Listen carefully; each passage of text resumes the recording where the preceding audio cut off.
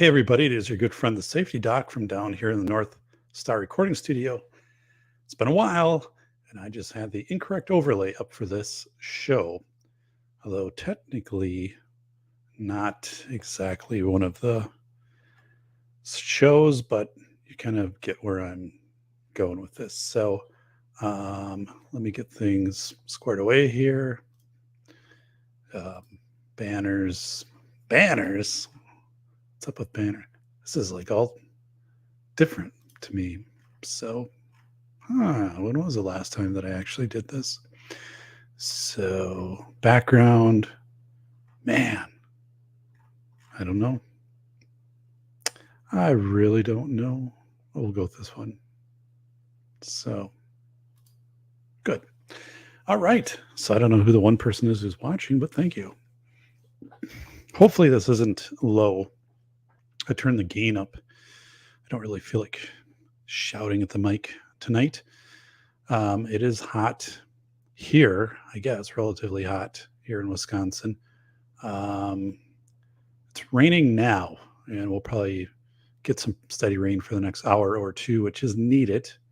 But I think it was upper 80s today. I actually love this weather. So when people say it's too hot, it's not hot enough for me. I'm going to be sad because once September comes around in Wisconsin, our temperatures start to dip. And then, of course, snow in late October, stuff like that. But anyway, a few things here to update on the show. I am going to get back into some regular scheduled programming once summer things start to, fall in place a little more. So, we've had different family things going on. I had concrete curbing put in around my house. So I had some landscaping I was doing a couple of weeks ago.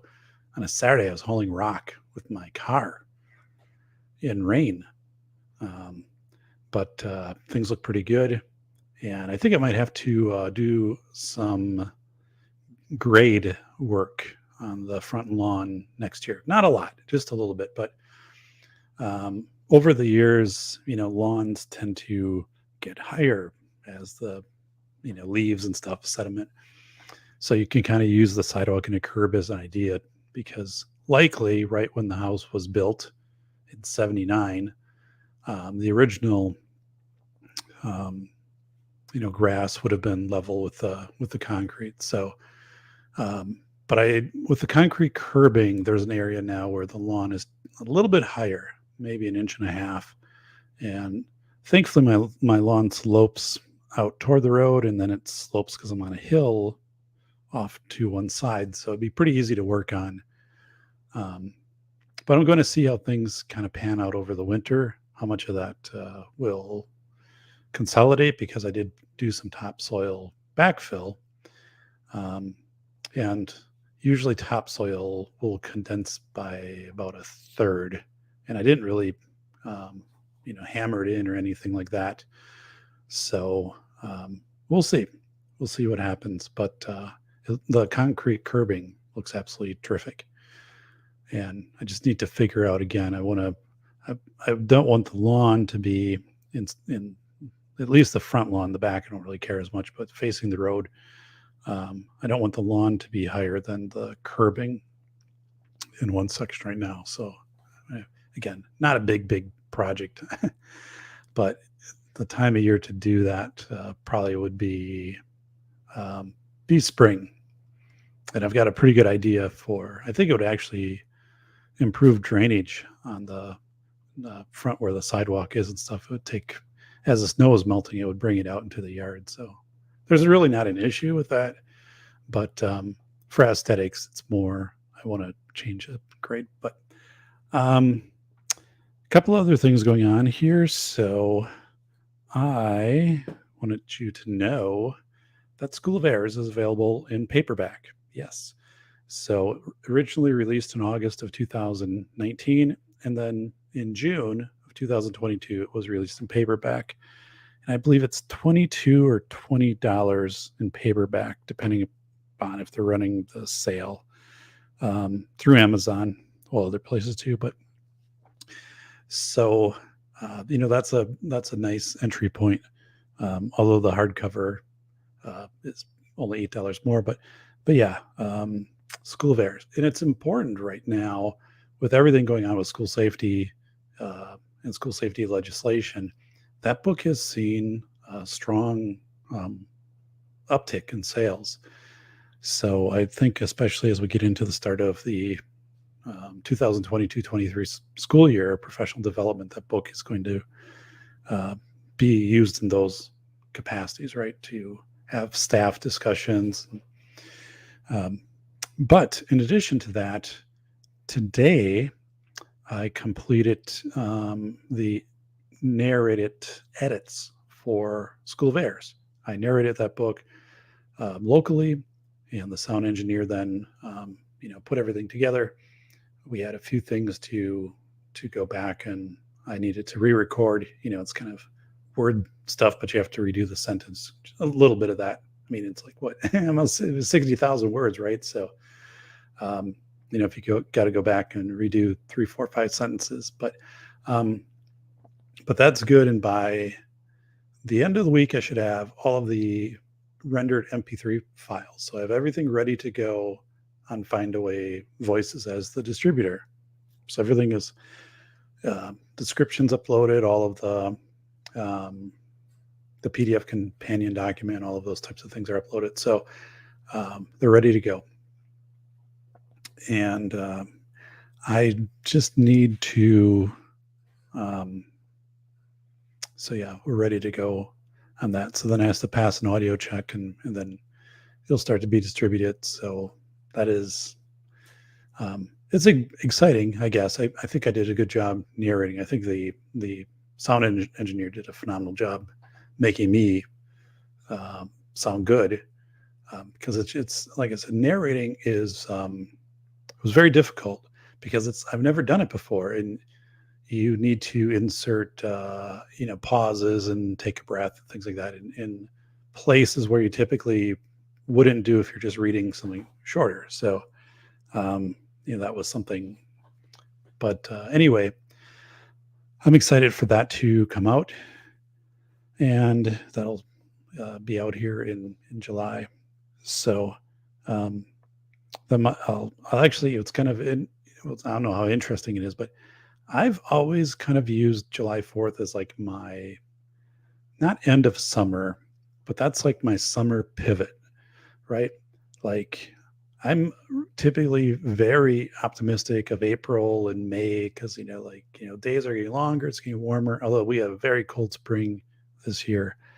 But, then June is typically my favorite month because, days are longer, it's warming up, things are greening up, and then July is 2nd, August is 3rd. But yeah, I feel like we're kind of on the downhill of summer. And then my university courses, I teach 2 courses in fall. I need to start prepping those in about a month. Get the syllabus in, get everything into the university so they're ready to go.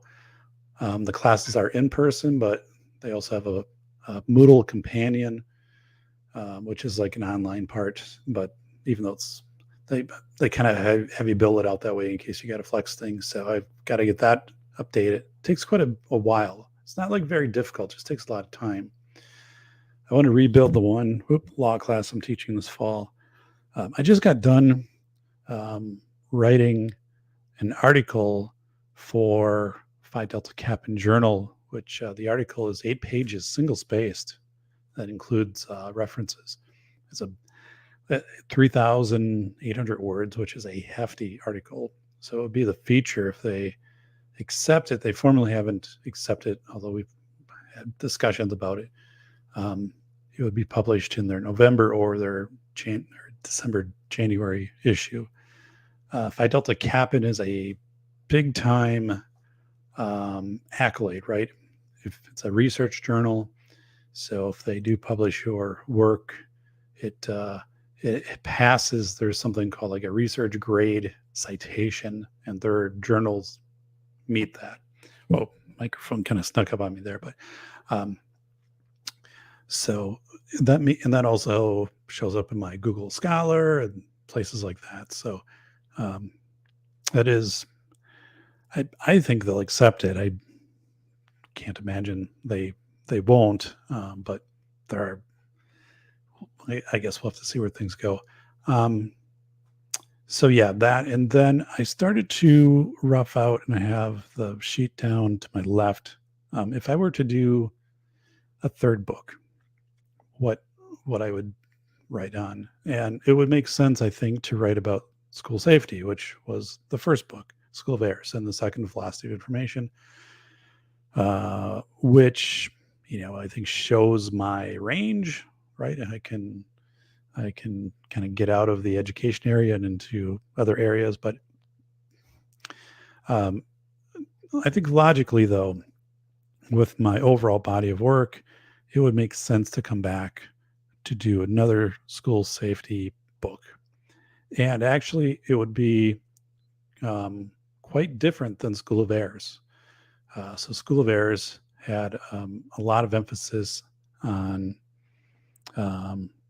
discretion, giving people discretion, on fortifications, and that we spend too much money on high traumatizing exercise drills, things like that. So really kind of exposing the school safety industrial complex, which it was great at, plus the deep psychological parts of safety that people don't really talk about in schools. Transference dynamic, right? Simulated annealing, some of those things.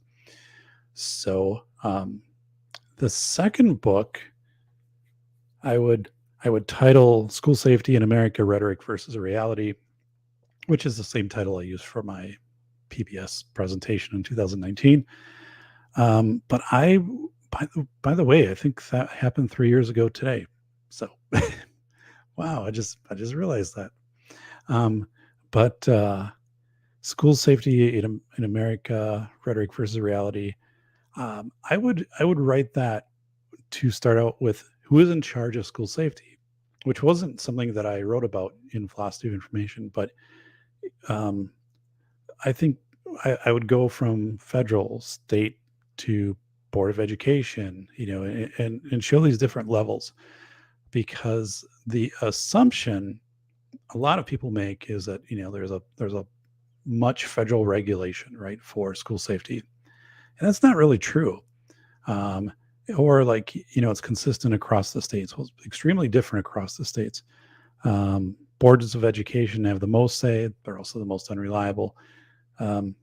Things like Kentucky in 2020 passed a bill that all schools had to have their doors locked during instructional time, interior, exterior. And then they also funded a position, a marshal, to go out and to check that, to monitor it. But you'd think that would be something that would be required of all schools, but surprisingly, it's not. And a lot of schools have policies that say doors should be locked, but not the doors must be locked. So that I would point out didn't do that in School of Errors. So this would be a little more of looking at kind of the policy side. Then also, let's see here. Oh, as I would take a look at a kind of a forensic look at school safety during the pandemic and what we learned, or what we found out, right? I don't know if learned is the right word there, but the fact that people were doing socially distanced fire drills, right? So how do you combine these, I don't know, mandates, right, of social distance and things like this with compatible with safety in a non-pandemic sense, I guess. But so also, how do you account for school safety when your students are in a home environment, right? Or if they come back and part of their week is online, part is in school. How do you do safety training, right? So I want to go back and also just really dissect from a school safety perspective the impact of the pandemic. And no one has done that yet. So, hey, it is our big good friend Swamp Dog Armory. Hey, buddy. Had to drop in. Congrats on the audiobook. Well, thanks. I appreciate that. It's our good friend Swamp Dog Armory. And yeah, the audiobook could be as soon as next week. So it's just a matter. Again, today did the final edits, which was 3 sentences. And then it takes usually, though, 1 to 2 weeks for Findaway Voices to get things distributed out. Because there's 40 places you'll be able to get it, from Audible to Google to Scribd to Nook, libraries, things like that. So there's quite a bit that goes into that process. But once I have the final files, then there's a few days they have to do the approval on the files, which I don't think will be an issue, because they're only approving that they have the right, RMS decibel and stuff like that. But then, yeah, that'll be out. So that's exciting for me, and the fact that I narrated it, and I think I learned a lot. I know that for sure, and I got better. And I talked with my engineer, and there was one section. It was just a paragraph, and I said, I want to narrate this again, because it was my first day narrating. And I said, I didn't have the energy for it. I didn't know. So I went back in, and yeah, I did a fresh take on it, and kind of like it was, in a studio, like doing a performance, right? So it turned out really well. So yeah, the new school safety book, I think, Deepfake Avatars. I would take a look at Uvalde. Not that I want to go in and break down a specific school shootings, because I don't. But I do want to look at Uvalde in. I'm fine. I've been outside again. It's hot, kind of dusty today, so my voice kind of takes the hit. This isn't unusual, but and the thing with Uvalde, I think, that really stands out, and I'm seeing this pattern, but it really stands out with Uvalde, is you have many people with their cameras, right, and their ring cams on their doors and so forth, who are capturing video of what's happening, right, of the shooter, of just the environment. So these pieces of data they were never available in the past, right? And now, something like, Uvalde and happening during the day and people around, you likely have, 30, 40, 50 people who have pieces of this, at least, externally, on video, right, on their cell phones or door cams or whatever it is. But what you don't see, which is noticeable, you don't see a posting, right, by the local police department, by the district's insurance carrier. It really would be the police, though, who are doing the investigation. But and they would, saying, hey, if you were here and you have video of this, submit it through this portal or whatever, or get it to this person. I can kind of see why you wouldn't do that, because you don't want people to rush to a scene to get video. But I mean, with scanners and things, and technology has been around a long time, so people could go to try to get videos of, a car accident or a fire or something. So, all right, hang in there. Be right back.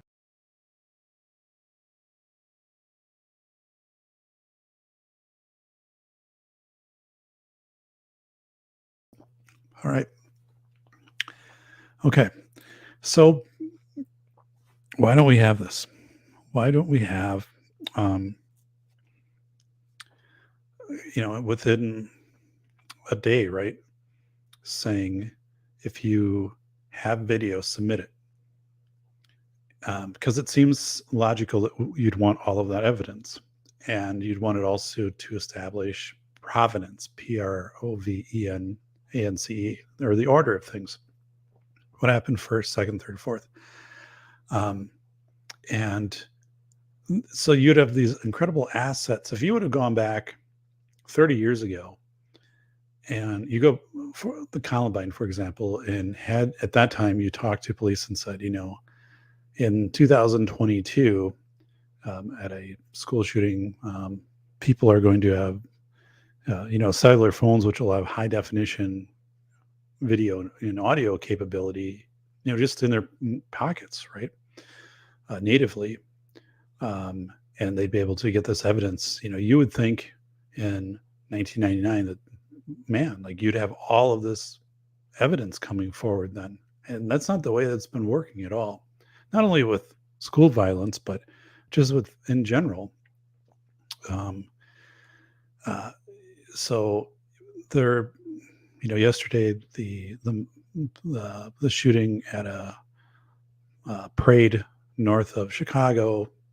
Again, I'm going in. I'm trying to see police departments and so forth. Are they putting out if you were there, right, and you have video of this, would you submit it? Hey, it's Bacon. AC go out? No, AC did not go out. It's been hot here, but the AC's on. I was outside most of the afternoon, mowed my lawn, worked in my yard. I feel good though. It's kind of cool. But so that's one thing I want to get into is saying, well, now we have this technology, right, to capture all of this stuff, and no one wants the data. Nobody wants to do the forensic analysis. So why not? And that's this whole point of, you're going to be told more cameras, more this, whatever. Well, you have a lot of these incidents where you have video, and audio, right, that you never have asked for. It's out there, right? I mean, if something happens at a parade, that probably, right, 30 or 40 people have video of it because they naturally are going to have their phones out or pictures or whatever. And you're not asking for that. So I think I'm going to interview an investigator. I already know who I have in mind for that, a police investigator, and get his take on the pros and cons. Why is it that now, with all of the evidence that's out there, a lot of it isn't being sought? So I'm going to talk about the article which I wrote for Kaplan Journal, abeyance agreements. So a student abeyance agreement is basically like a plea deal. A student gets in a fight or something, and usually these things aren't given if it's very severe. I mean, if you're threatened to harm somebody, typically you don't have an abeyance agreement, but we don't know that that's actually accurate. I mean, maybe there are abeyance agreements that are given in those cases. But it's basically a way to suspend, but then you don't suspend, right? It's like a stayed suspension, and you never have to report it to anybody. So that practice is one of the reasons why you have students who can have something very violent that they author, not necessarily a school shooting, but a very kind of violent act, and then it's like, well, is this like a first time? And you can go back in the files, right? I guess the paper trail, and there really isn't much of a paper trail because of these abeyance agreements. Again, I mean, once the article's out, very thorough in that area. Like one of the things that is worthwhile in the book, right, is so much of school discipline has shifted toward positive supports and toward character and toward restorative practices. But as schools, social emotional learning, right, as schools go down these avenues, there's that's a complete contrast, right, with how the government works, with wars with other nations, right? And we'd really have to go back maybe to Jimmy Carter, Dwight Eisenhower, but to look at diplomacy of trying to solve things um, without conflict, right? And there'll be times when conflict will happen, but it's hard.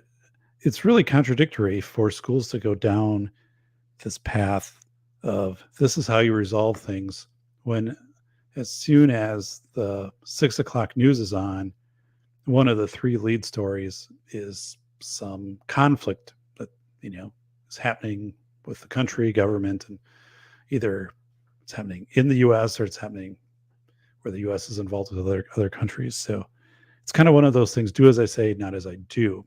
So there is some there's this whole thing like with advertising, right? If people who get elected, a lot of times it's just because whoever's paid for the most advertising gets the most billboards and commercials out there, that person wins.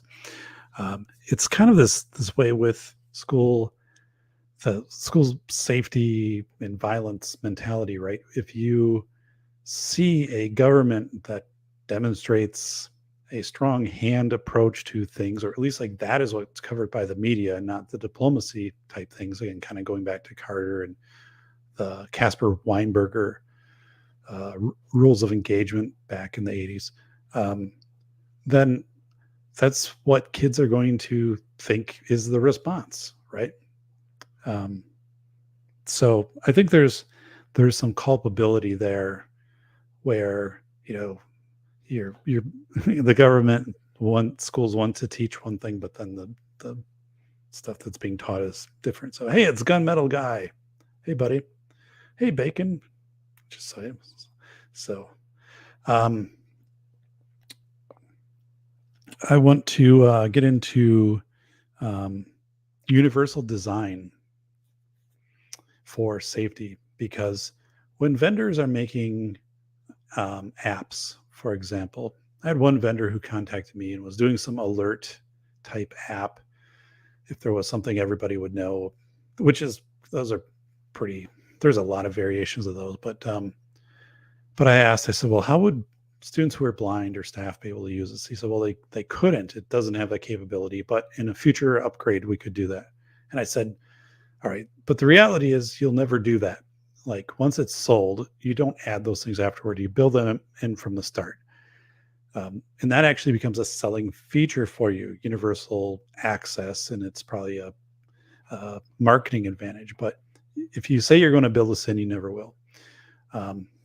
So I want to talk about that. I want to talk about esports, because I think esports is going to provide a lot of opportunity for kids to get. I'm going to kind of use that chapter, I think, to talk about. So if kids are in sports, basically, or extracurricular activities, are they less likely to be involved in school violence? And the data on that's pretty fuzzy. There isn't, at least that I wasn't able to find a strong link between that. So I want to go back and revisit that. But I think esports, which are just taking off. I mean, there are schools in our conference now that have esports teams and they compete, and they're building these esports facilities, like big indoor, like 100-inch screens and the lounge chairs the kids are kind of playing in, and then like an audience behind. I mean, it's actually happening. But I think esports are, well, I think they're good. I think they're going to help as far as getting students engaged in school again, and because let's face it. I mean, if you were playing not as a replacement for physical sports, so if you're playing esports baseball versus like authentic on the field baseball, but I think there was a lot to be considered there. So I'm going to be digging into that in a chapter. I think it's a good thing. I don't have it all kind of thought out yet, but I'm surprised at how fast esports are moving.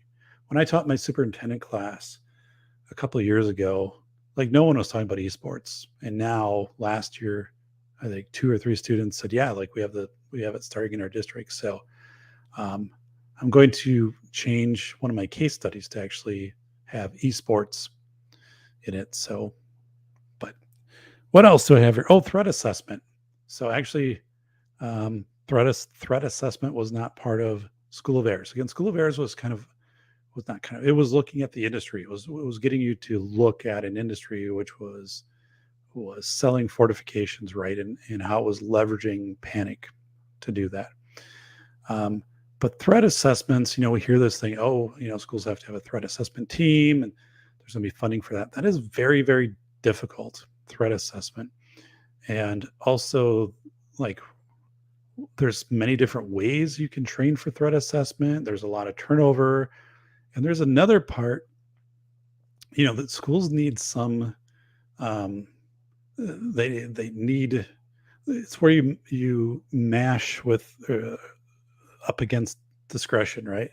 Like if you think so, if you think a student is at serious risk for harm to self or others, like what are your options? So we kind of would go down that in the chapter of threat assessment and how threat assessment interfaces with police and with county services and how where the disconnects are.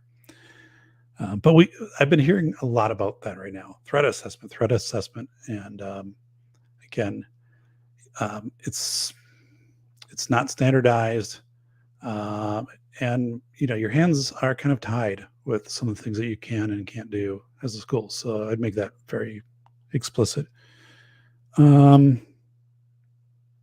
So let me see if I have anything else here. So I'm just kind of like roughing out what would be some of the themes in the book.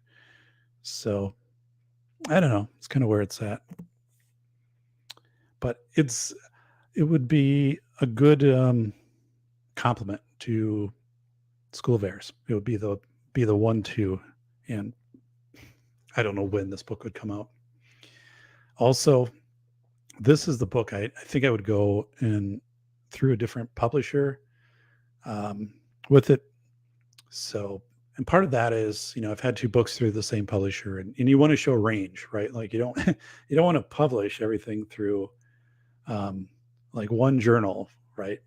So that's why, when I publish, I kind of have a constellation of journals which are all citable. There's a certain level of, like if this journal, it can be a research site, but anyway, you can, I think you have to show as an author a little bit of depth with your publishers, right? So,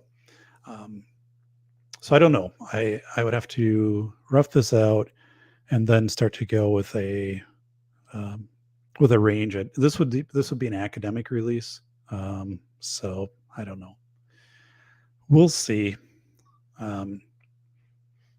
The costliest part is always indexing. Like when you run into that with a publisher, like they're always like, well, if there's going to be an index, then that's a more expensive thing. So then, like, how I get compensated changes based upon if there's an index or not. But if it's a nonfiction book, if you don't have an index in it, it doesn't do you much good. Bacon saying, schools using panic fear to sell worthless safety systems. Color me shocked. Yeah, it's just getting worse. It was kind of coming around in 2018, 19, maybe getting a little better. And then, the pandemic closures kind of just reverted everything. And now after Uvalde, it's people have districts are putting out money for safety, right? Or what they think is safety, what they can say is something, that contributed to safety. So that's where probably School of Airs really makes sense right now. That's why I think the paperback sold out. I think it's back in stock now. But yeah, I'm roughing this out, and I need to kind of think over the next couple of months what this would look like, and then run it by a few publishing houses and see if they would have some interest in it, which they probably would, because I think it would do well. And also, I have 2 books, so I'm a legacy author, right? So they're like, oh, so this guy has written, and had good books out there that have, sold well. And so, they're probably going to be more willing to make an investment in me for this book. But I don't know. I have to think this one. I have to think this one out a little bit, because I do not want to spend this upcoming year writing a book. I just don't want to do that. There was so much, energy expelled into philosophy of information, and, then the audiobook of School of Errors, that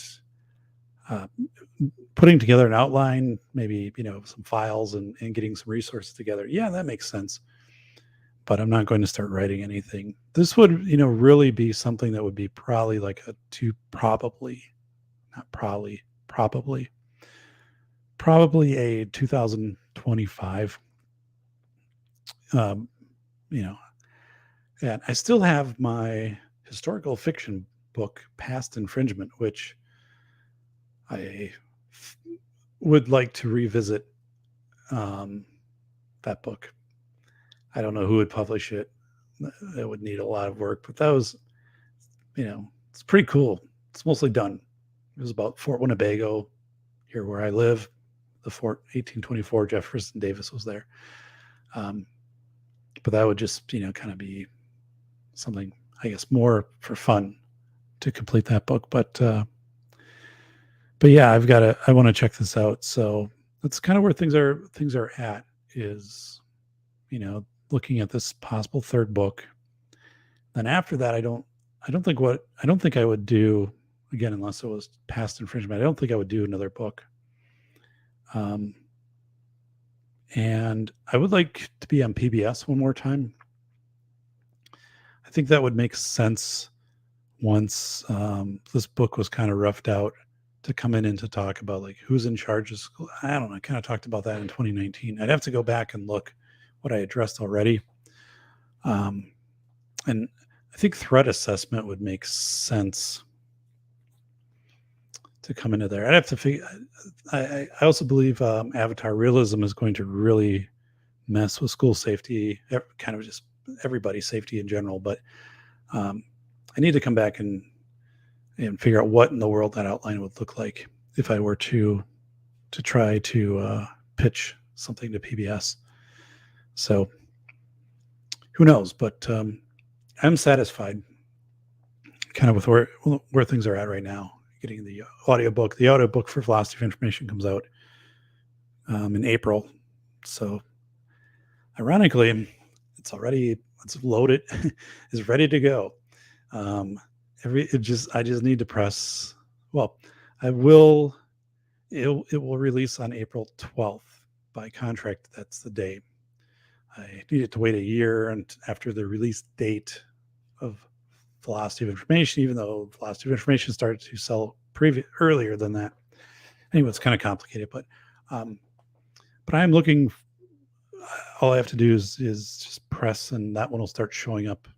Velocity of Information. It'll be like coming in April. So all those files, everything's done. But yeah. So the journal article is going to be big. That's actually the most significant policy piece I've written. I wrote a policy piece a couple of years ago on, school safety, IRB, Institutional Review Board, and school safety. And that did well. It's been cited a lot. But this Baines Agreement article I wrote is three times as big, 3,800 words. And then part of me is wondering, like, should I just write a few journal articles in the next year? I don't know. Hey, it's Andrew. Welcome back. Yep. Kind of testing things out here, and I just let you know, Doc's still around. This is the time of year when I feel great. I'm tan. My weight is down because I'm outside doing things and biking, and so I'm stronger. And then I lose it over winter from November to April. Just atrophy because of Wisconsin. But So you have to make the most of it. That's why I had my picture taken for velocity of information in August of last year, because I knew, right, I'm going to um, be a lower weight and I'm going to be tan, especially if lower weight, your face kind of shows it. Like right now, I'm I am probably 20 pounds lighter than I was like in March. Like that's just kind of my summer thing, right? So I don't know what um, I would. So I don't know. Maybe that's not. I would say I'm maybe like 208, maybe 210 now, and usually like in winter I'm 225, 228, which is kind of my range. Um, so, but but yeah, I don't know. So then I don't know. There's always this kind of sort of Damocles, right? Of like with writing, because once you take that on, once you sign a contract, once you're going to write, there's no real backing out of that. At least, well, I mean, there just isn't. Um, so there's a lot of pressure with that sometimes, and I'm not sure I want to get into that again. I don't know. Um, there's so like velocity of information has 481 citations in it, and notes. I mean, that's a lot. So um, the new book wouldn't have that depth, but it would probably have 200. So I found out today. So my Garmin, my GPS unit for my car. So our SUV has a built-in GPS lifetime on 11-inch screen. It's really nice, awesome. My Garmin wasn't updating, hadn't updated for like 2 years. I got it back in January of 2019. After I was in the car accident, my other Garmin bit the dust. But it stopped updating and it wouldn't update no matter what. It's trying to update over Wi-Fi. So I took it to the guy downtown who updated my computer system here, and I said, "Can you get this thing to update?" Because it had lifetime maps and stuff. So he called me this afternoon and said, "No, I can't. Something's up with it." So anyway, I ordered a new Garmin because I did like the one that I had. Um, and for me, I actually depend on it quite a bit because I live outside of a metro area, and I don't do like a ton of driving. And with construction and other things, like I just don't have a good mind print of these places because I don't go there a lot or haven't been there for a long time. So I want to have the GPS available. Yes, I know you can do the phone and stuff like that. For me, like the Garmin is just easier. Like I got my little beanbag thing. It sits on the dash. Everything's going well. So, um, so yeah, I will be getting my replacement, which kind of sucks because everything worked on this one, except it wouldn't update software and maps. So like the maps were 3 years old, and so and there were some other things that started. It had lifetime traffic, and that wasn't working anymore.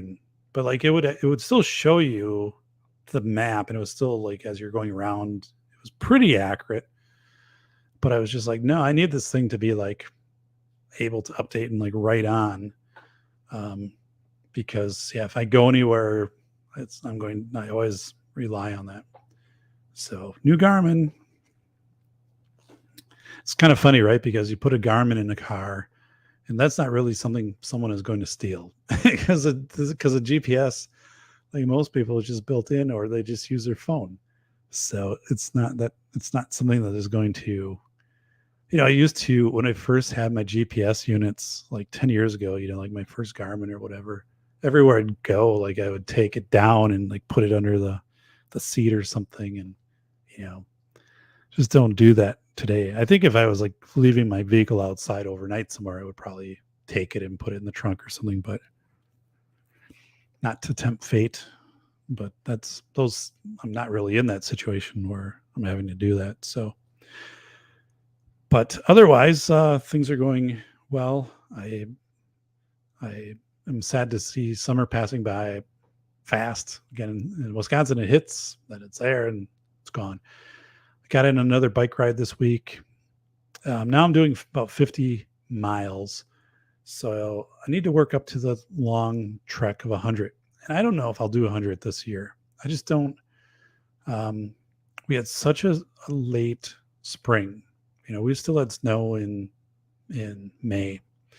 So usually I can get out biking in April and May, and by June I'm doing 50, 60, 70 miles, and like that's behind.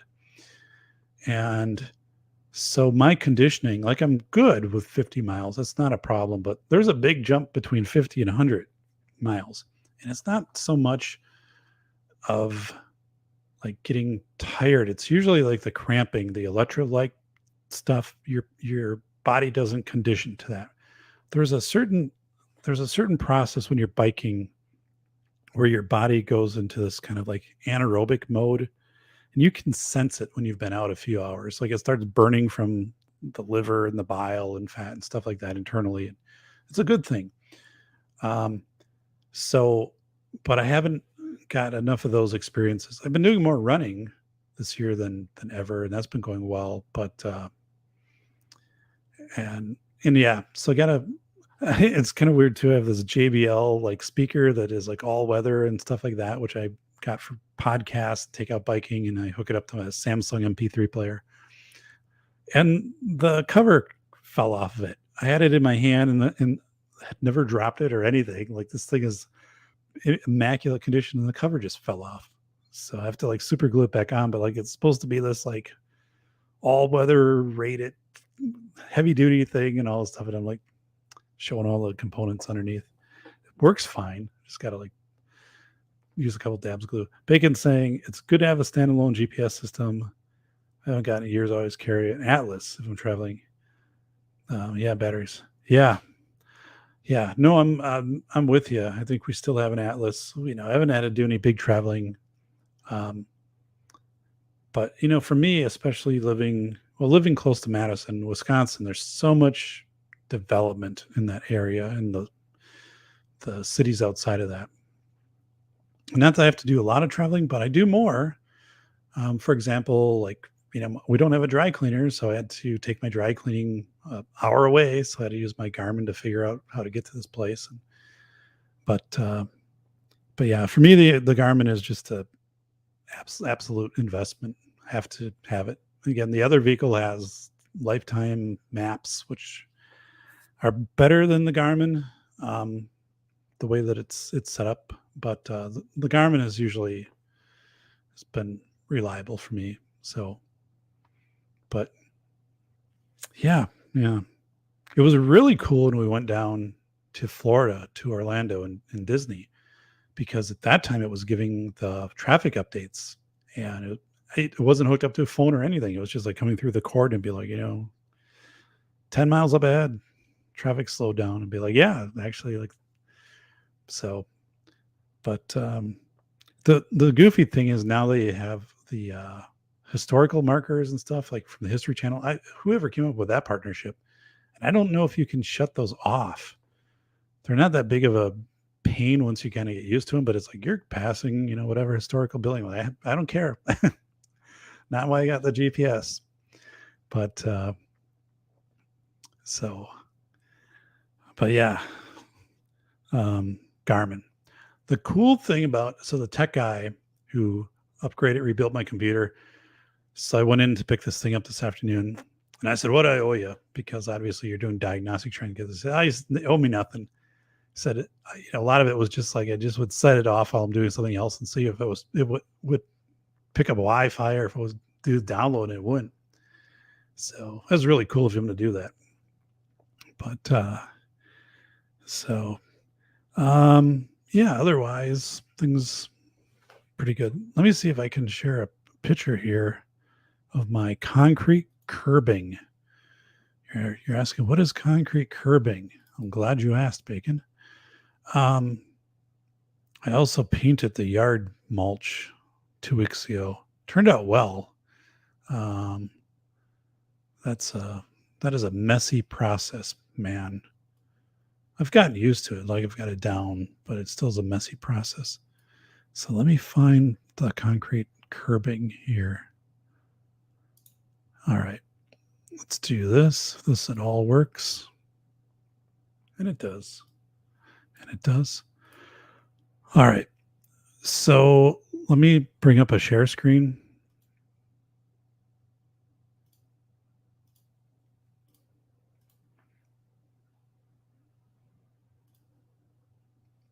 Okay. So this is the concrete curbing. So this is the front of my house, right? And that's all stone. I did this landscaping when we moved here. So this was all just dirt. So like I still have the original schematic of how I drew all this out and where the bushes would be and the stuff, and put down like a layer of that special tarp that doesn't allow grass and stuff to grow. But anyway, this is the day it was sprayed. So this was poured like a month ago. So this is it's all that brown colors throughout. It's an actual curb. So on the top edge here by the stone, right in here, it drops down about 3-4 inches. So this is all like pushed back. So this I got stone, filled all of this in and stuff. So like looks good. And this is actually I got topsoil and backfilled in here, and so a lot of this is seeded right now. So it kind of looks like very good. But it doesn't have the shine anymore. That's why it was still drying, but it's sealed for like 2-3 years and you have to go back and reseal it. But that's so the stones don't come out, right? This was just plastic going along here before. It was an industrial grade plastic, but the squirrels chewed it down to nothing and it started to crack and just look bad. So the stones, right? If rabbits and stuff go through here, the stones would easily get kicked out into the lawn. So every time I'd mow, I'd have to go out and make sure all the stones were, pushed back. And it just, again, it just didn't look good. So one of two things, I had to replace the plastic or go with the concrete curbing. Now, this was expensive. Thankfully, um, I had it quoted out last year and they weren't able to get it done. So they scheduled me for this year and gave me the same price because it was on them. It's a company locally, and they usually book out like a year in advance on this. And a number of people in our neighborhood had this done over the years, and it's held up really well. Looks really good. So I didn't want red, even though I have like the red mulch out in front. So brown works good. I don't want this to be like the centerpiece of the landscaping, but it plays off of the house while the tan siding stuff and stone. But anyway, let's take a look. So yeah, this is it's really good. So like down here, this has all been I backfilled all of this with topsoil and more rocks. I put a little bit of a bigger rock up toward the edge. So, but this looks really great. And now especially that the grass has grown, grass and clover blend I worked in and feathered in, kind of the new rock, which was a little bigger with the smaller rock. But it looks really good. It's a good asset for trying if when the house sells at some point, right? No longer live in Wisconsin, but it's one of those things that adds what we paid for. It definitely added that value to the house. Originally, I was going to put this around. I have a maple tree in the front, which is about 20 years old, which is young. I planted it, and that one's doing really well. We have a fire bush, but it's very expensive, and I think you can overdo it with this. I have mulch in those areas and some scallop stone that I put in, which still looks good. It would just be more consistent, but I kind of like that it's different, right? When you get up to the house and landscaping, that this is a little bit different. So it didn't make sense this absolutely had to be done because the plastic had been eaten away. Everything, the stones were coming out. The other stuff would have been kind of aesthetic, but I just look at that. I'm like, it didn't make sense, but a ton of money into a tree ring basically that would look like this. And I think then it makes your house look a little too over featured. Like if everything tries to match like that. So I'm really glad with what I did, but this is good stuff, man. I would recommend this to anybody. So Anyway, there it is. There it is, my good friends. And that goes all the way around the house. So yeah, good stuff. Um, let's check the weather radar, see how things are going here.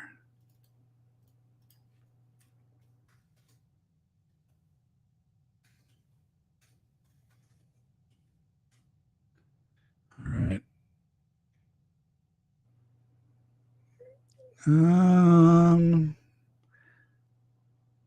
Nothing severe, but should rain here for another hour or two. So, interesting.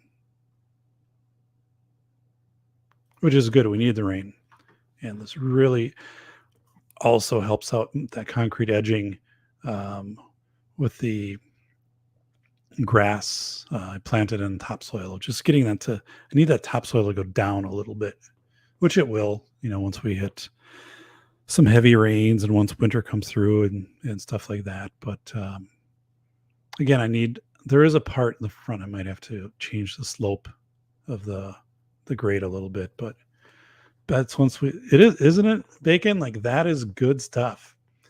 And it is really well, if you think of a curb like outside of outside of a house or something, a curb next to a road, that's what this is. And then they dig it down where it slants.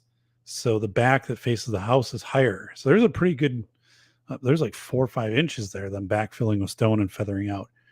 It doesn't really show in the photo, but then in the front it comes down.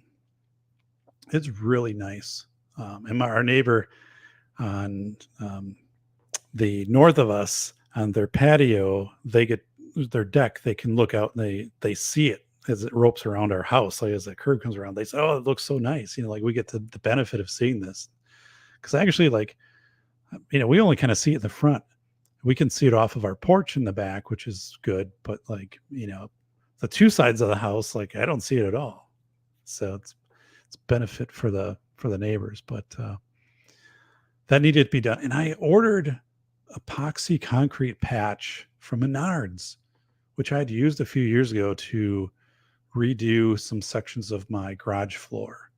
And it worked really, really well. Again, we get minus 30 degrees here, and everything has held up really well. It's a Rust-Oleum epoxy. The thing is, though, you have to mix in enough gritty aluminum oxide material. Otherwise, it gets really slick, especially in winter. So that's something I learned is like you need a lot of grip on that. I might even mix in some fine sand on that, but or even I mean some coarse sand on that. But I ordered it and it was shipped on June 24th, and it hasn't arrived yet. No updated tracking from FedEx. So I'll have to call Menards and see what the deal is. It was something that they didn't have in store. So, but that's like a 3-day process to do that. The first day is getting the power washer out, cleaning off the floor, chipping out the concrete where the new stuff will go in. And actually, on that day, since I have the power washer up, I'll also power wash the back porch, which is concrete. And then on the side of the garage is slab, which I'll have replaced at some point. Those things just get all, I don't know, kind of mildewy. I think every like 3-4 years, you got to get out there and blast those with a power washer. Typically, I don't like to do that to concrete because I think it damages and weakens it. But on those types of things, I think it's also the other effect that you can have like a black mold type thing, not necessarily mold, but just like a mildew kind of eat away at the lime. So I will get in there. It's always nice because when it's done, it like looks brand new.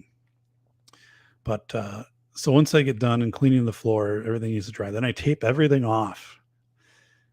So yeah, painter's tape, and then between newspapers and other things, like all of the areas are taped off. Then I prep everything, and then the day that I do everything is, and I have a couple spots on the driveway I've got to hit too, but that is just fast paced because when you're working with epoxy concrete patch in big bulk, like it sets fast. So and I've got it down. I've done it, so I know what I'm doing. but you work like crazy fast to get that stuff out and leveled. But I will, and then after that, you need a day for everything to cure. Now, epoxy will cure fast, and then basically you're good. Um, so that will last. I don't know if I'll ever have to do that again, because these are I replaced, I don't know, 60% of the garage floor, and now I've got to go in and probably do about 20%. So there's 20% that's would be original, and then, but that's really not a big, like, that isn't showing much wear. It's not really where the cars are parked, right? It's like in front of that. So I don't think I'll ever have to do anything with that. I repainted my garage doors on the inside. They were rusting on the bottom like 10 years ago, and they've still held up really, really well. I will need to address that maybe next year. That'll be a project, is to sand down the bottom interior panel and just like go nuts on that thing, right? With primer, and then white paint. I mean, it's the inside of a garage door. No one will ever see it. But it's just to get things to last. So yeah, you got to invest in your own, your property, and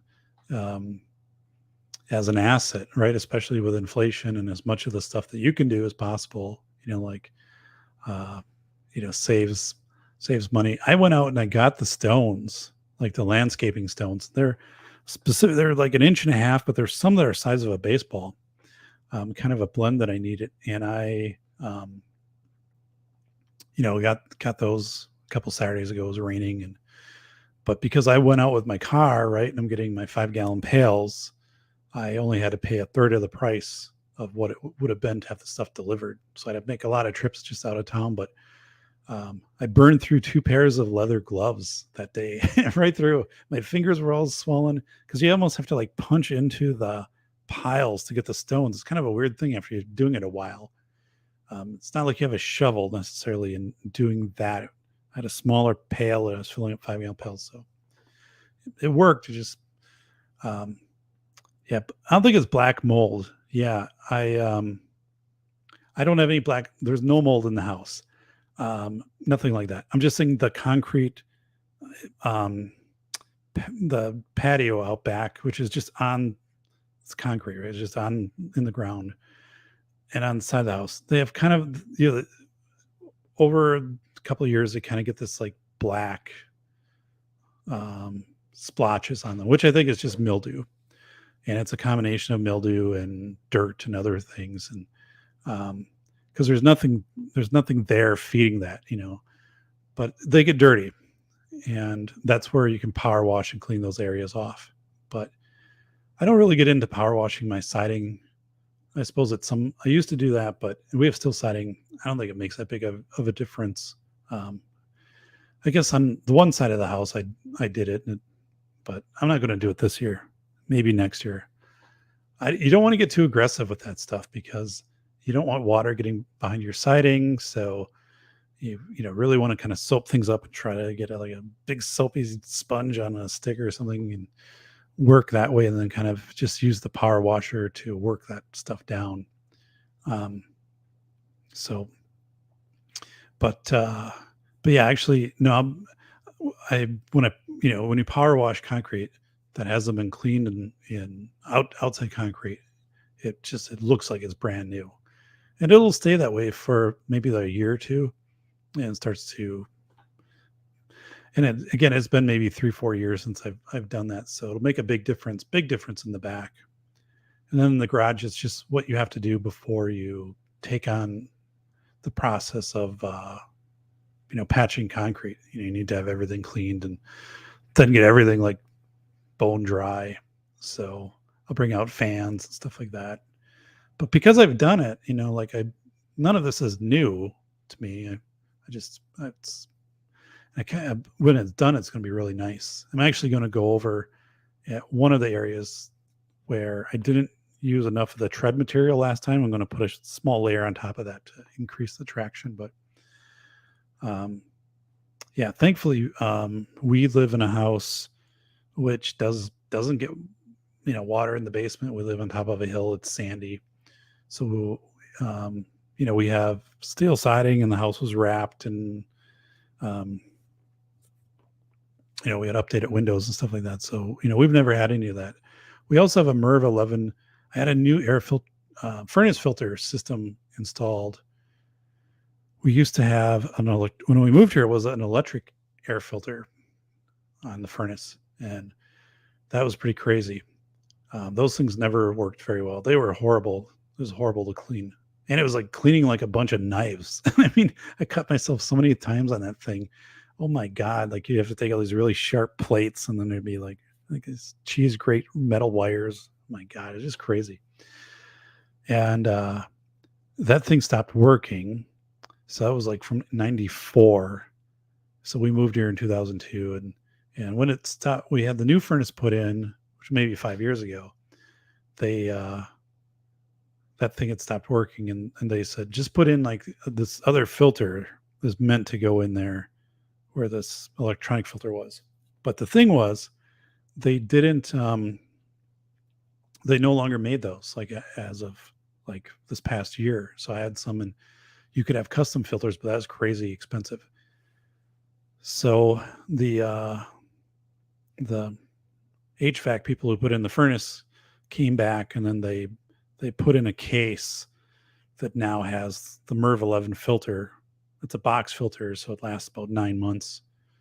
And then you just open the case, pull the filter out. And it's one of the things is the air, it circulates so much better because the filter has less resistance than the other. Even though it was a MERV 8, it wasn't as good of a filter in the replacement, the cabinet thing. So now it actually shook my sheet metal for my ducting. And this house originally was electric when it was built in 79, right? Because electric would be super cheap. And then sometime in the 80s, they changed it over to natural gas. But some of my stuff was rattling downstairs, and I was checking. I'm like, okay, so there wasn't a problem with the air conditioner or the blower. It was really just like the ducting was vibrating because of the airflow was what had increased. So I went in and had to do put in some padding and stuff like that on ducting and some friction points and tighten it up a little bit, and everything's fine now. But it sounded really crazy, like when it was happening. It sounded like something was wrong. So I'm down there and I said, nope, nothing's wrong. But I could tell exactly like where things were. So I had to remount, some ducting and put in some gasket material and stuff like that. But so, hey, over here we have New York Outcast. Hey, buddy. And after power washing it, spray a sealer on it. It should buy you more time. Yeah, the thing is, I appreciate that. You're right on. Like in my garage, I won't do a sealer because, what is this?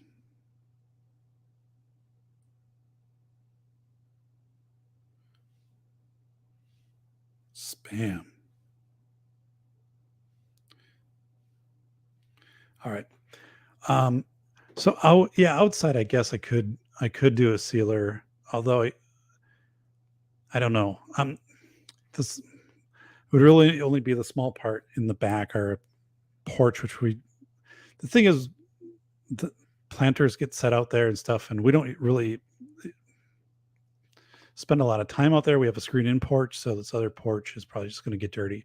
On the side of the garage, that concrete pad is all cracked and needs to be replaced. But on my garage floor, I need a lot of traction on that. So that's where and the epoxy already is, you don't really, I could get really fancy and seal it. But I just won't do that because the epoxy doesn't wear down. But yeah. Now my dad, when he built his house, mom and dad, huge garage, you could fit like 4 or 5 cars in there, and they had everything sealed up at that time, and it's still like perfect to this day. It was like back in 92. Yeah, the non-slip texture. So that's what I'm doing right now. So with the epoxy, I purchased some additional non-slip that I'll put in, and I'm going to really go pretty robust with that. That's how I did it a few years ago. Then I kind of scaled back, and it does wear off over time. So then you can apply some new stuff to it. But that's winter really is just difficult because the floor, snow falls off the vehicles. If you've been outside, the floor is wet, or usually the garage floor isn't icy because it's the back of my fireplace goes in to ambient heat that area. But I need to do. I might even need to get a little more overt with that next summer to get more. Actually, put some tread down. In summer, it's fine. Hey, Walter. No sport coat. No, I'm all sweaty today anyway. So I had my sport coat cleaned, and I can only wear those on days where I'm showered or have not been out sweating. Um, but yeah, Merv ratings. Yeah, you got it. I got a Merv 11. Really nice setup here. So that's good. Hey, two storms. Actually, I need to pick up a spare filter. Two storm 1776. I think I'm at I don't know, 2,800 watch hours. So, and part of this right is I haven't been doing shows. So I've got the viewers, just don't have the watch. And I've stuck at that 11 or 1,190. So I've met the threshold. I'm not, Bacon has got his watch hours. So he's doing great. But I think once summer is done, I can return to more regular scheduled programming here.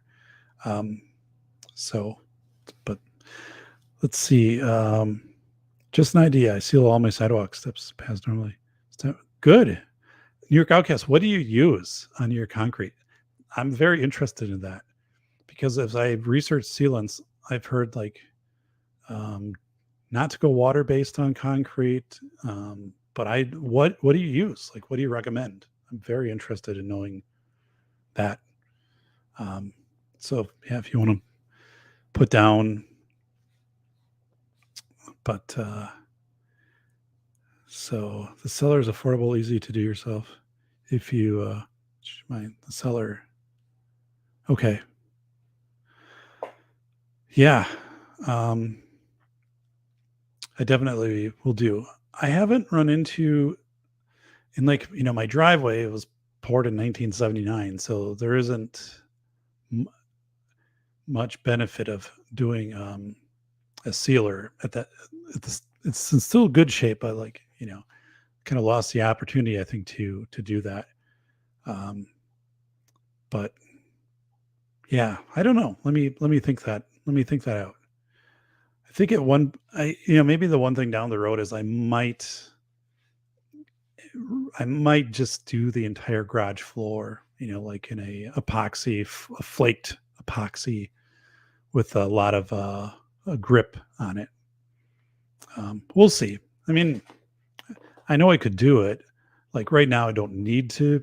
I mean, that would be aesthetics. What I'm doing right now has to be done because the parts of the floor have started to vanish. But the areas where I put in the new floor are perfect. And I started that project 8 years ago, and gradually would do a little more, and that's all perfect. That has held up just unbelievably well. So Toy Town, hey Toy Town, good to see you. Thanks, buddy. 4 layers of sealer solves any dry. Yeah, maybe so, man. Yeah. I really don't know much about concrete sealer for driveway and sidewalks. So yeah, New York Outcast, as you said, Andrew. I mean, if there's polyurethane or water based, not water based, or a certain brand or whatever. So to see, but otherwise, things are going good. I do have this new concrete pad, which won't be this year. Probably will be next year. That I guess I could seal. I could have that one sealed right off the bat. So I need to rethink that approach a little bit, because I believe I'm going to keep probably half my firewood outside. The stuff that I'm going to burn first, I would keep outside, just for I don't have to, just so I don't have to like spend so much time hauling all that stuff downstairs, right? I had like, I don't know, 17 cords of firewood in my basement. It took me probably 5 days to get that stack last year. Um, so just keep pouring concrete sealer until you see the frogs growing 3 eyes. Oh my God. Wow. Most people make sure to double tap. Oh my goodness. Um, but yeah, I have to be careful how I do it, because again, I have steel siding on my house. So I don't want anything close to the siding. Like I don't want, it can dent my siding.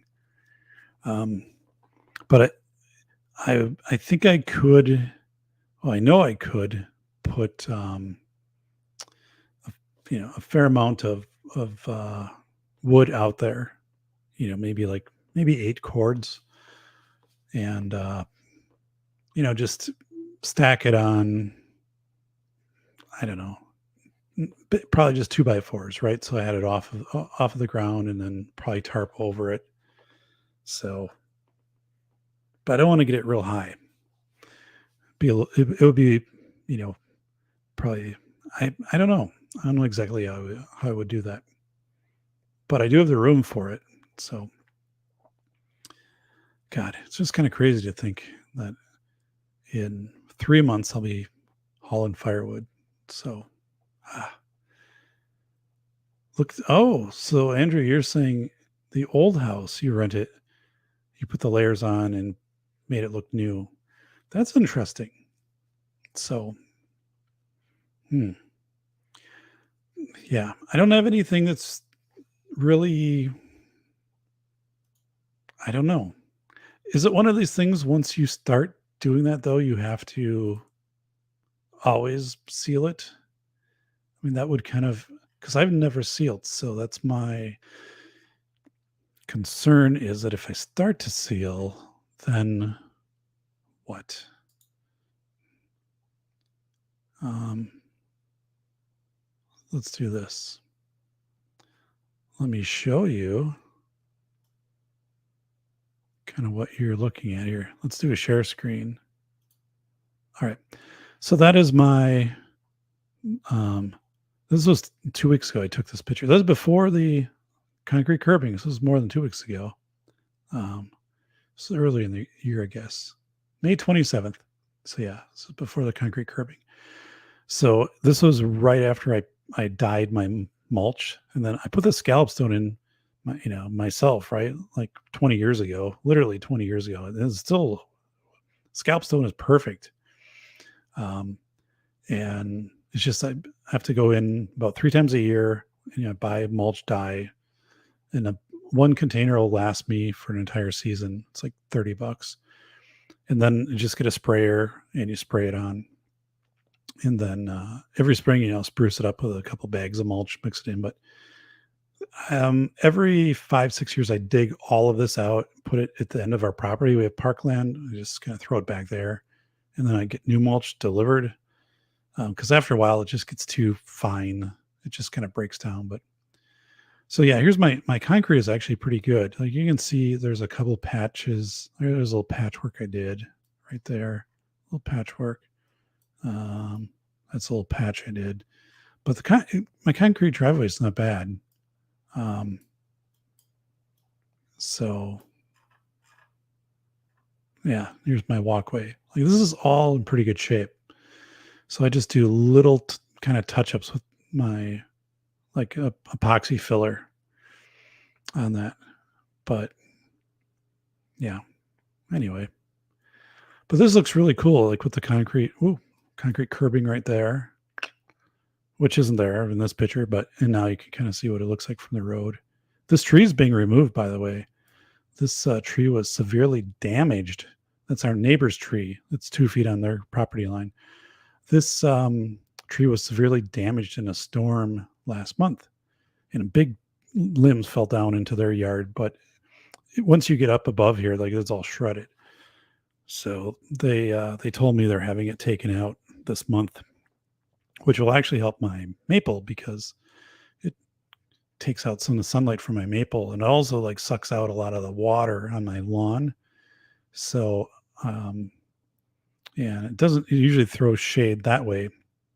So my lawn should do a little bit better. See my lawn slopes. Here's the area that I have to. This is the only area I think I have to dig this out and drop this down like 2 inches right here, because naturally it goes a little lower, and of course this is a slope down. So it's not a big deal, but it does make it so it's harder to see like the concrete curbing. And then if you mow, it's a little bit weird too.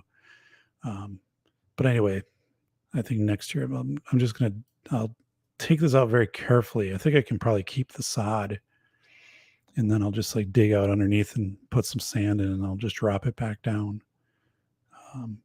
But yeah, this scalp stone, I remember when I dug that. I took this tree, I brought this home in the back of my car 20 years ago. That's how small it was. It's maple. But I did all of that by hand. I just dug that out. That really turned out well. I just took a string on a stake, and then I used the string. I had like a washer at the end of it. And so I don't know, this is a radius of 3 feet, maybe 4 feet, maybe 3 feet. And then I just went around and I put in the scallops on, I just bought this from Menards, scallop brick, and then I put it in, and turned out really well. I mean, it's held up great. Like that has not shown any age at all.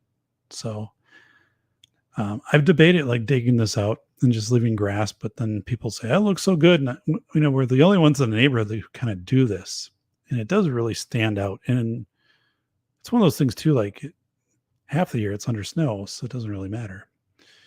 But Doc's house. I do all kinds of jobs for people, New York, yes. So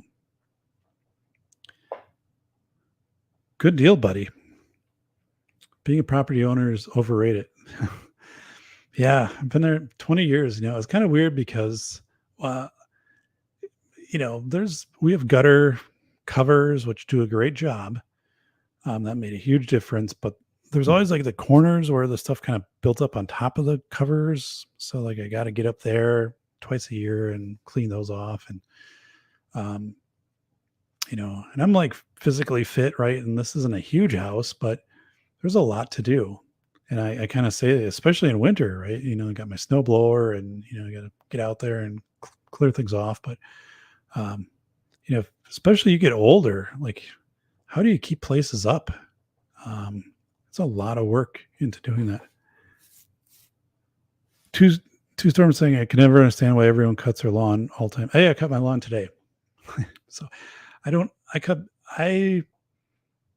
like to cut my lawn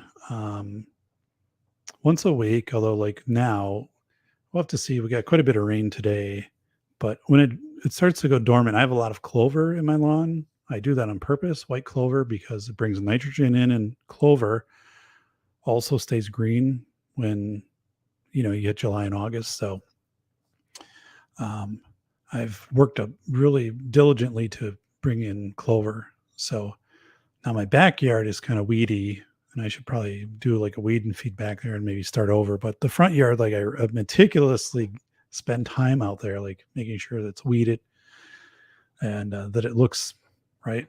Like this picture, this is without water. Like I don't water that lawn. And there isn't fertilizer on that, either. Every other year I'll lime it, but for me, it's just, I like doing it. And I typically will mow patterns into the front yard too, kind of like a baseball field type effect, outfield. I used to mow like really intricate patterns into the lawn when I first moved here. Like I would do a circle from that tree, and I would do it all the way out pattern. and it would look really cool from the road. Or you do like, these like triangle patterns and stuff like that. But I don't do that anymore. But typically, I will do the baseball field, the outfield on it quite often. But it's exercises being out. Part of it, again, is like half the year, this is snow. And it's so when I can be outside and stuff, it's just, I want to be out there. I want to be, doing this stuff. But it does. The part that really sucks is leaves, raking the yard, even getting the leaf vac out there. That just sucks. Oh God, I hate dealing with leaves. That's the part where I need to bring somebody in, or maybe just hire somebody in the back and just say, stay 3 feet away from the house, where the concrete curbing is. So you're not taking a machine close to that, but if you can suck up the stuff. But Kingdom Products Cell Sealer. Kingdom Product. Cool. Thanks.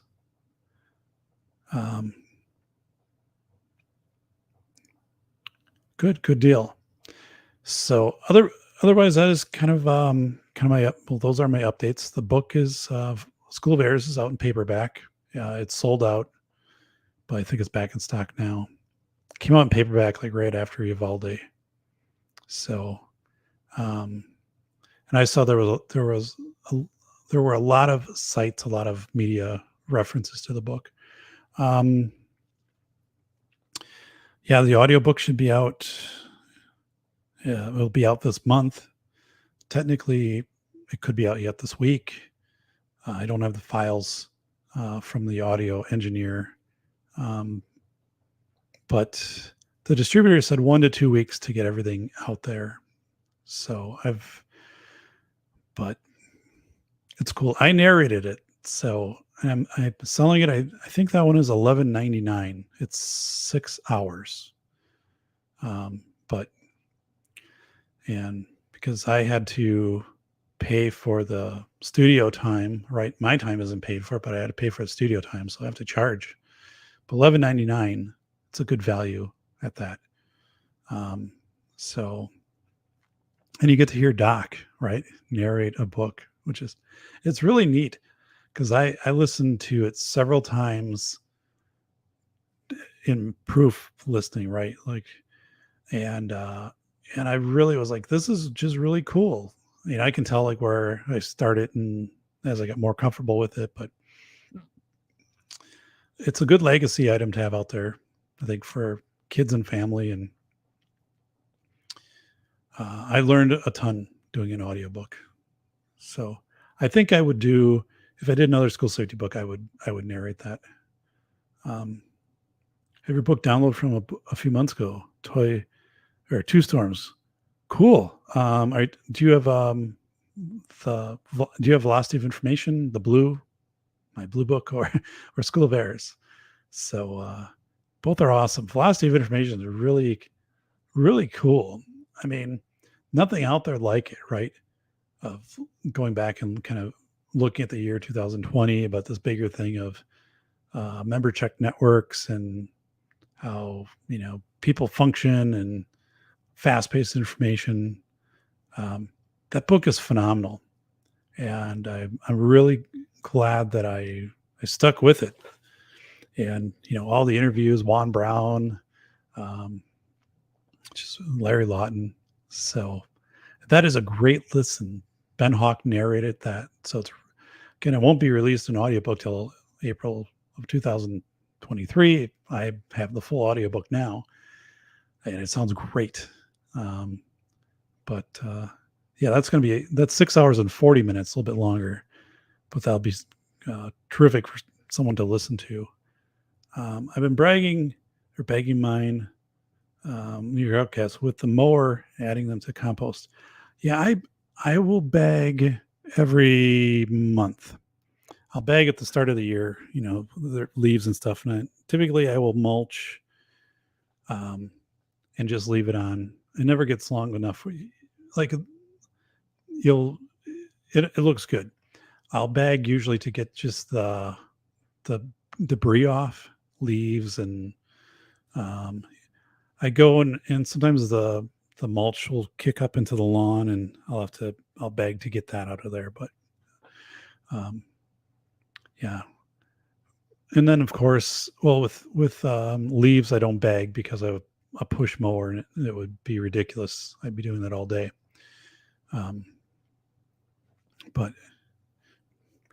so yeah, I make a row of leaves and chop it up. Yeah, I just I just mulch it with the mower, and then with my leaf blower, I can get the rest of it usually back into the park where it just spread out and decomposes back there. Um, but yeah, I spend a lot of I do, and usually and the weather's not good, right? And it's the end of the warm days, so I just do not like that. But we're pretty far off from leaves coming down. We used to get these Asian beetles that would be pretty aggressive, and they haven't been around for like 4 years either. We had tent caterpillars like 5 years ago, but we haven't seen them since. We always have the house professionally treated the outside 3 times a year for like ants and stuff like that because our area has carpenter ants. Like our neighbors treat their homes also. Like one neighbor, like this front post in front of his house, like the ants took the thing out, ate the whole thing up. So we have no problem with that.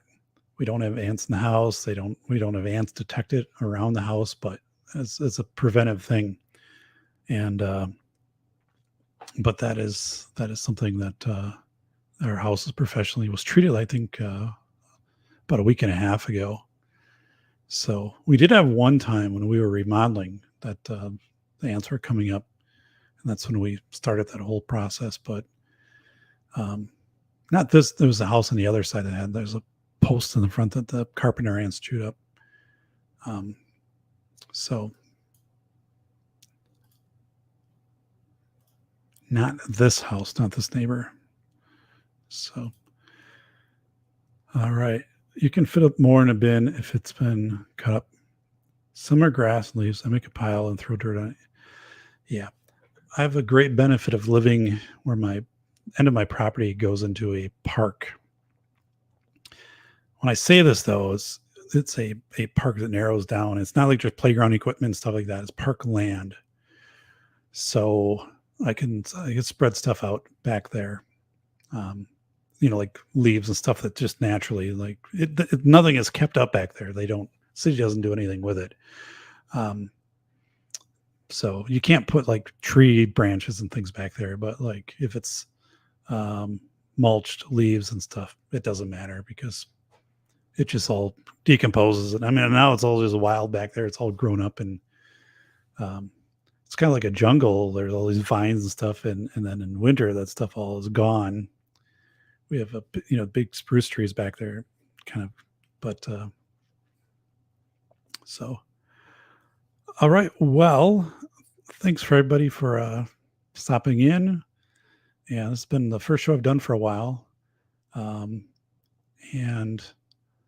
I didn't realize I was going with Findaway Voices is my distributor, and I had uploaded my companion documents for my books, the PDFs, which have the pictures and the references, right?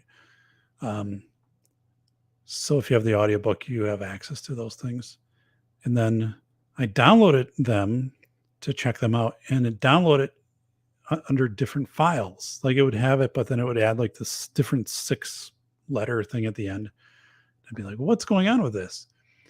Well, I didn't realize, but it's like a WooCommerce type feature.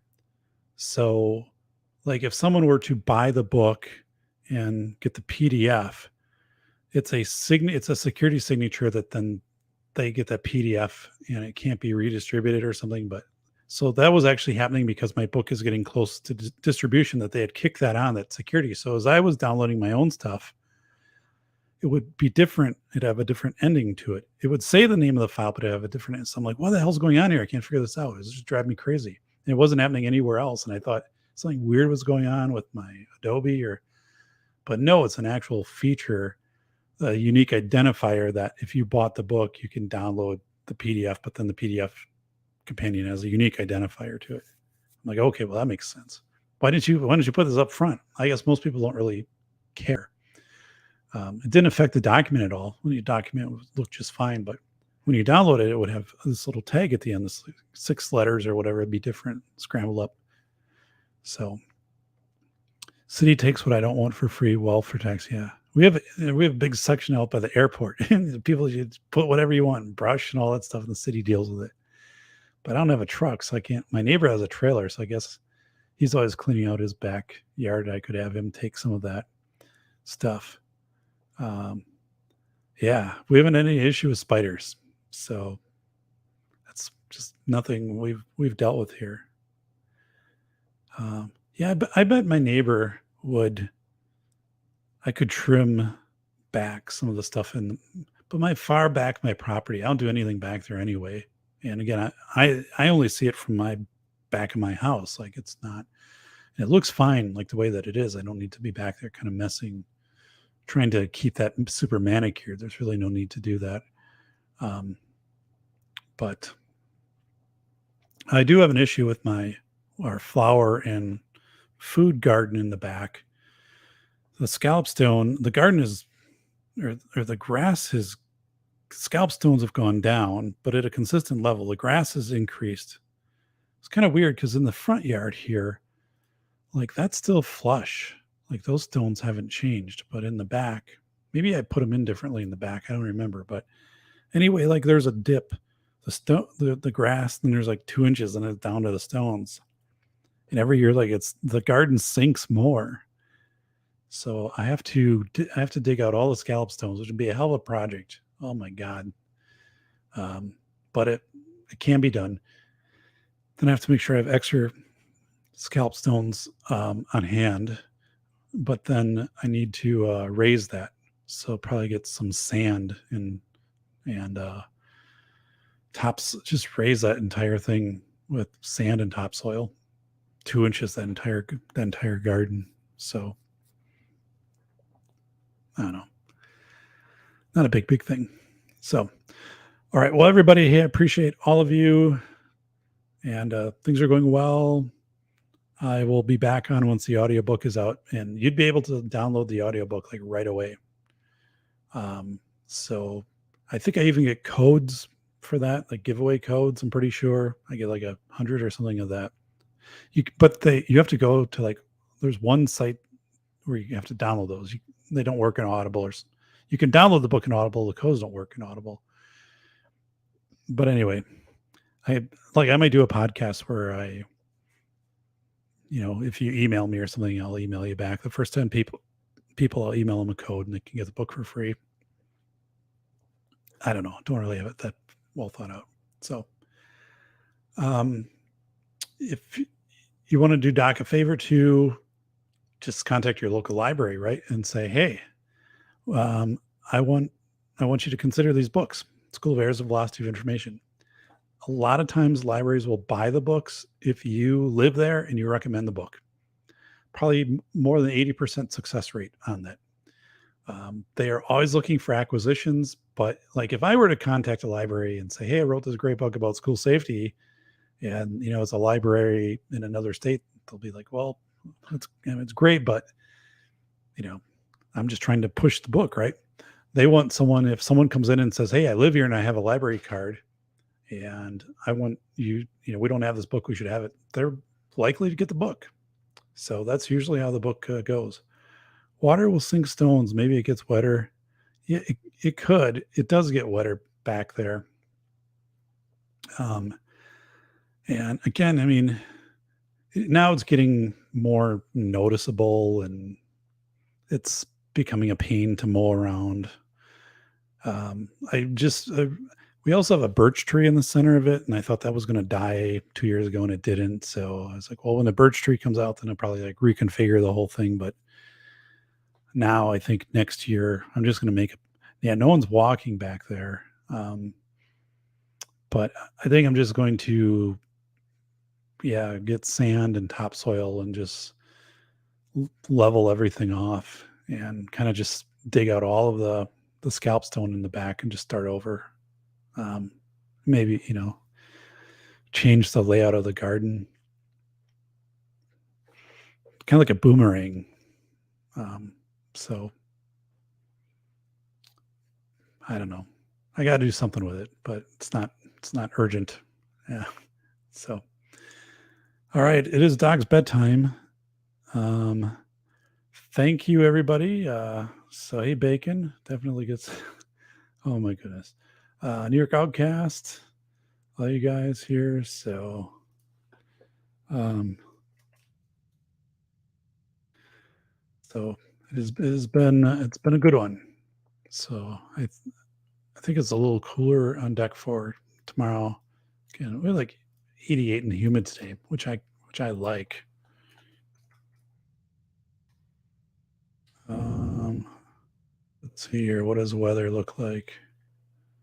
Still some rain. Um, what does tomorrow's weather look like for forecast? I've seen some. Oh, 77. Well, that would be really nice. Um, I saw these Garmin watches, which look amazing. And I never kind of got into that, but now I've always with biking, man, if I had a watch that would like track the route, the distance, the time, the heart rate, the oxygen levels, I think that'd be pretty cool. I usually just do that stuff all old school, right? I just compass, it's, time and I just figure it out on my own. But I think if I went a little higher tech, that'd be kind of cool. Um, so,